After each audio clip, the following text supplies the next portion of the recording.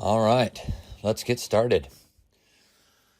Starting in on this basic shape, kind of had this idea for a caveman that I wanted to do, and I really liked these squat legs. I wanted kind of a long head, and almost no neck. It just kind of flows into it. That's kind of what I'm going here.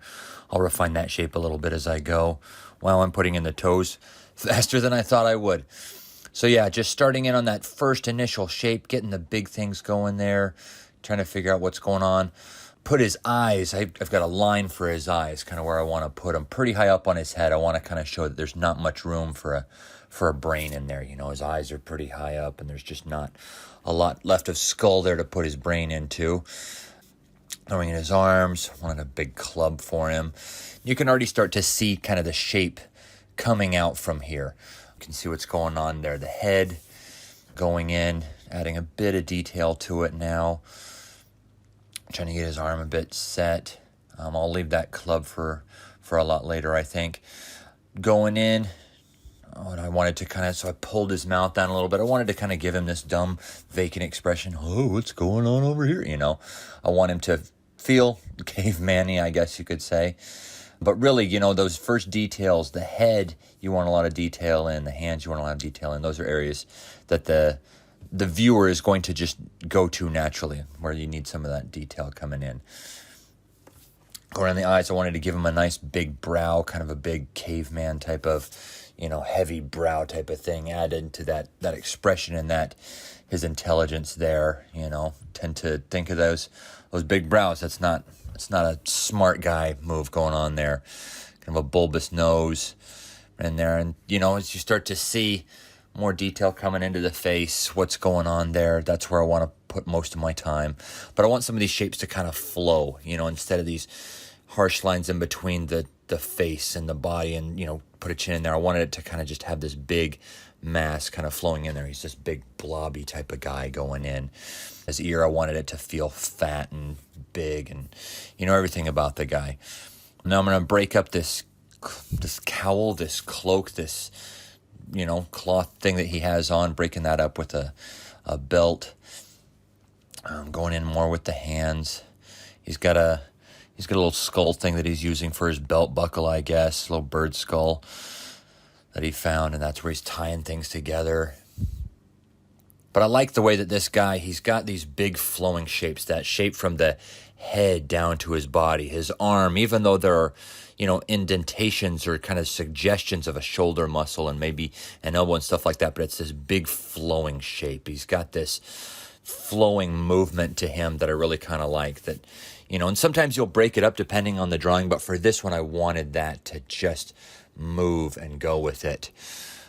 And then break it up with some different details. Or I have these big shapes going on. Then I've got, you know, the hair that kind of comes out and creates this variety of shape where the tufts of the hair come out and they're kind of wild and different, as opposed to these big flowing shapes. And the club is going to have these big different shapes. So you have some that are simplified and some that are a bit more messy and a bit more detailed. You know, that variety, a lot of detail here, less detail here, is going to add some visual interest to it. The hair going in, just trying to lay out what that looks like a bit and add some value difference, kind of make that darker so it stands out. Kind of see what's going on there a bit. Love these red pencils because I can get a really dark line when I need to, or a really light line if I'm still just exploring. I've said it before, a lot of these I like to take my pencil for a walk, you know, just kind of let it do its thing. So I'm just going to go all over the drawing. Sometimes I'm working on the head, I go back down to the hands. Oh, let's put some knuckles in there, let's put some fingernails in there, and then going up over to here to a bit more of the body, going back over to the other hand, add some detail in there, and just, you know, with what feels right. Never going in on one area too exclusively where maybe, you know, I've left something alone. You know, just keep going back and forth through the whole drawing, refining the whole thing.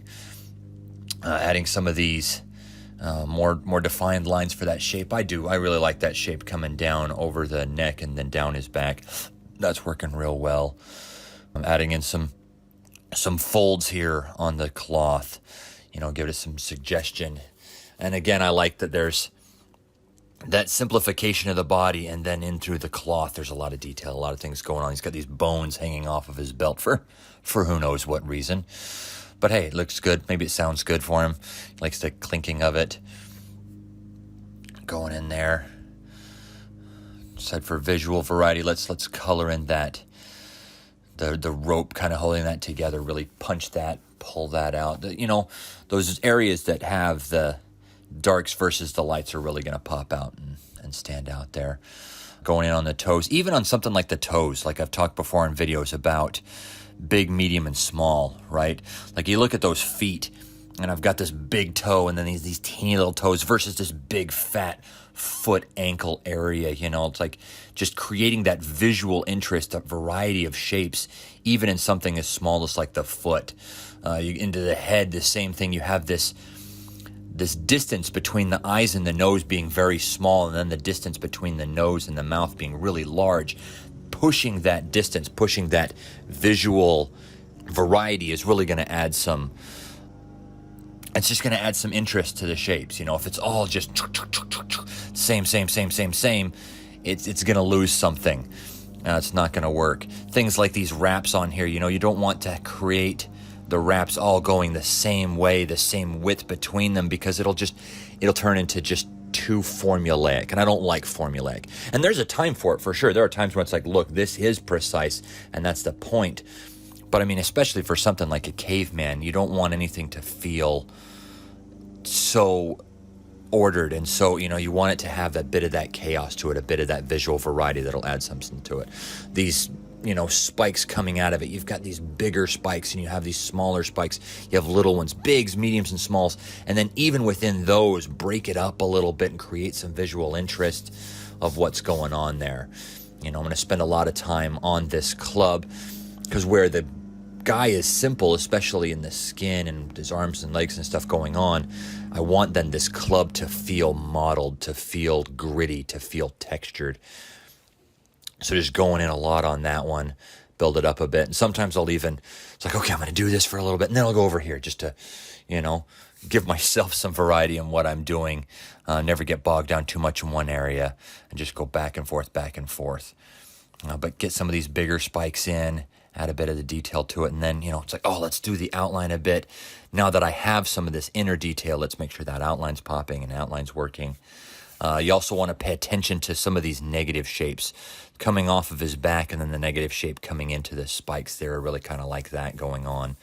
So it's not just, one big mass. I've broken it up a little bit between his hair and his back and the spikes and all that. You break that up so that if you squint down and see that silhouette, it's an interesting shape. It's an interesting design going on there. So going in more detail of this, I like going in with different lines. These lines are kind of trying to inform the shape. I'm using those lines in those specific directions to kind of inform how it's moving, and you kind of get a sense of where the bulges are and what's going on. Sometimes I'll go in and cross hatch for different purposes, different things to flatten it out, and sometimes you do that. Going in now a bit more onto the robe. Like I was saying, these lines are coming in almost like they're just hairs from a pelt that he's done. So you get the feel of that texture. You can kind of feel what's going on there. So going in, sometimes I'll do something the opposite and just want a flat layer in there and do all kinds of, it doesn't matter, cross hatching all over the place, whatever it is. But for this one, I wanted that feel to it, even pulling out some so it's not quite so even. So some of them are coming off of that cloth there. I decided here that I figured he had killed some kind of jaguar or a leopard or I don't know. Did saber-toothed tigers have this type of patterning on them? I'd like to think so. Patterns are cool. Patterns are fun. So this is another area where you can come in and just add a lot of visual interest. Some of these are big. Some of them are small. They're pointed in different directions. There are thin areas. There are fat areas to them. I mean, it's again that visual variety that I wanted. And this one needs to be a bit more formulaic. If I had, one of those spots that was the size of his head and then another one that was the size of his fingernail, it would feel inauthentic. It wouldn't feel right. But within those parameters that they need to kind of have this same visual interest, you can still add that variety to it. And then now that he's got all these spots on there, gosh, the body really kind of pops out and the cloth really kind of pops out. They're very different. It creates that nice visual interest going into there. Really pushing this outline, that silhouette, that visual shape that I really like. I like to squint down sometimes and make sure the whole thing is working, instead of getting bogged down on just one detail. Going in just on that negative shape of the hand and the arm. And just really pushing that silhouette there, making sure that it works as much as possible, especially on this big flat shape of the body. I want to make sure that the line's there. And then sometimes you just kind of decide which lines you want to push and which lines you want to pump up, and you just feel it out, Sometimes it's like, oh, this line is intersecting with that line. It needs to be important. You need to see it.